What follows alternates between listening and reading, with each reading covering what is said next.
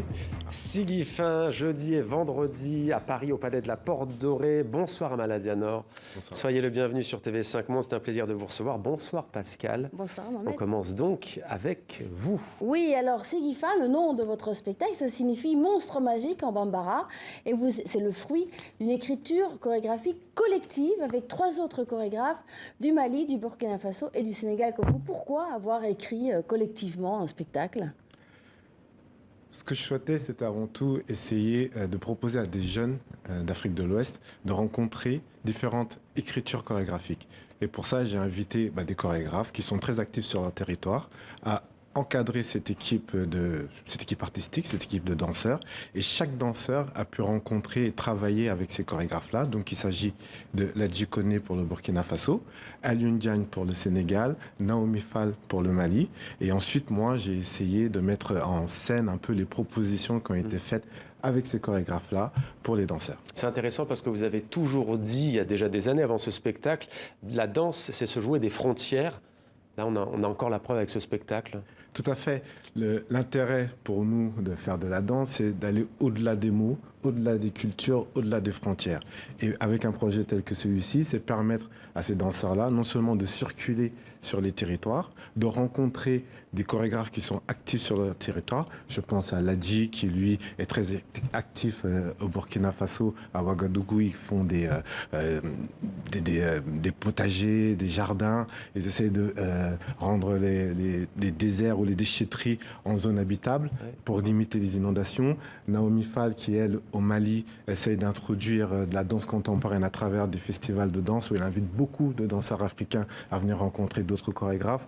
Alioune Diagne, qui est à Saint-Louis, est directeur d'un centre culturel, qui invite des artistes saint-louisiens à venir faire toutes sortes d'activités, que ce soit de la danse, de la musique, du chant, même aussi des fois des cours de français. Et donc, ce qui est intéressant, c'est comment est-ce que ces gens et ces artistes peuvent d'un coup fédérer et se fédérer.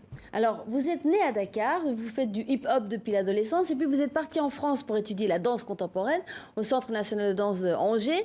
Vous avez été danseur dans d'autres compagnies, et puis en 2012, vous créez votre propre compagnie à Angers. Est-ce que vous aviez envie de créer un nouveau style, fruit de toutes ces influences de votre propre histoire ? Tout à fait. Alors, c'était ma motivation première. Alors, comme je suis né au Sénégal, donc étant petit, je pratiquais la danse traditionnelle, le sabar, le malakh. Arrivé en France, c'était début des années 80, on avait le HIP à choper. Ensuite, j'ai fait une école de danse contemporaine. Et là, on est au début des années 2000, où il y a un mélange de danse contemporaine et danse hip-hop, mais les deux voyager ensemble sans trop se rencontrer.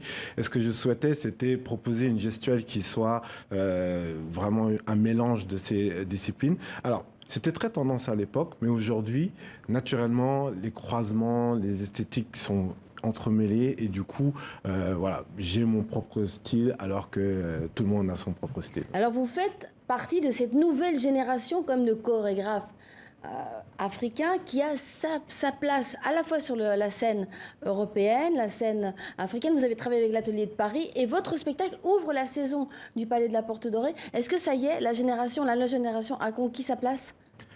Bon, en tout cas, rien n'est acquis. Ce que nous faisons, c'est essayer de justement donner cette parole-là à cette nouvelle génération. Et c'est tout l'intérêt du projet. C'est-à-dire qu'il y a de nombreuses années, on avait l'habitude de voir les mêmes chorégraphes qui ont fait un travail remarquable. Aujourd'hui, il y a une jeunesse avec une autre vérité, une autre réalité. Et c'est un peu ce qu'on essaye de...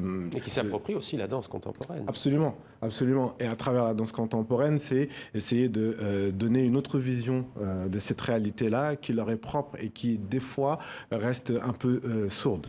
Alors, le musée de la Porte Dorée n'est pas le seul à diversifier ses activités. Vous allez le voir, on va parler un petit peu d'actualité. Le Metropolitan New York, le musée à New York, a fait, comme chaque année depuis 1948, un défilé de mode un peu particulier. Il s'appelle le Met Gala. Regardez, les images en valent la peine. Il y a Rihanna, il y a Kim Kardashian qu'on ne reconnaît même pas puisqu'elle est tout en noir, Franck Ocean qui a un bébé et pas en jaune, heureusement c'est un robot, la joueuse de tennis Serena Williams qui joue les starlettes, le rappeur Lil Nas X qui lui est habillé en prince martien doré. Si vous aviez été invité, vous auriez été ?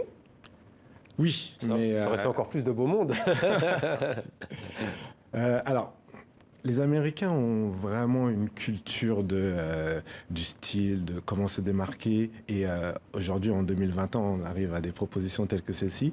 Mais chaque fois, ce que je trouve intéressant, c'est la manière dont on arrive à exprimer son émotion, qu'on arrive à trouver une identité à travers ce chaos qui est le monde actuel. Et je trouve intéressant la manière dont ces artistes arrivent à se réinventer à chaque fois. Merci beaucoup. On termine sur cette image et on est toujours dans l'actualité. L'hommage à Johnny Hallyday. Je ne sais pas si vous êtes un fan. Oui, non? Alors, non. J'ai pas autant écouté Johnny dans ma jeunesse que certains de mes camarades, mais la question que je me pose, c'est lorsque des icônes comme Johnny ou d'autres disparaissent, qui va pouvoir un jour les remplacer? Alors, évidemment, il ne s'agit pas de les remplacer, mais qui va créer un engouement tel que Johnny pour pouvoir redonner du rêve, partager des moments de plaisir avec un artiste sur des décennies. Et ça, Très c'est une artistique question. cette moto-là. Absolument. Merci beaucoup d'avoir été avec nous. Merci beaucoup Pascal. Merci à Maladianor. C'était un plaisir de vous accueillir.